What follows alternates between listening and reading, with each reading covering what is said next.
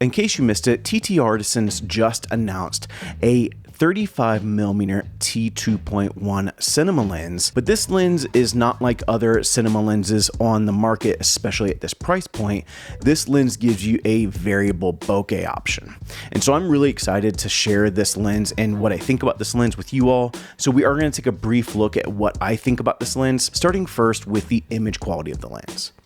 Now, this is a standard 35mm t2.1. There is a variable bokeh option, but when you're in the soft bokeh, you are going to get this more like vintage vibe, but it is going to have a little bit more of a creamy bokeh. Now, talking about sharpness, this lens wide open is not going to be super sharp. It's going to be sharp, but it is going to have that kind of soft, sharp feel, kind of like a vintage lens. And so keep that in mind when you're using this lens. Now, with a t2.1, you are going to get some decent low light performance as well as some subject isolation. And I did find that the chromatic aberration is fairly well controlled. I think sometimes it showed up in the out of focus areas, but for the most part with a lens at this price point, I think it controls chromatic aberration decently well.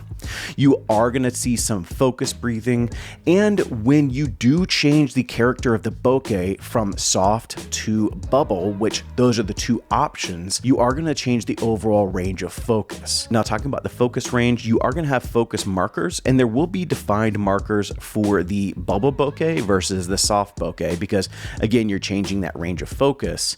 And the construction of this lens is a nice lightweight metal design. It's kind of compact for what it is, and you are going to have an 82mm filter thread. So those are all things that I really like about this lens. I think it has a good overall design aesthetic and as well as a good construction to it. And so with that, let's talk about who this lens is for.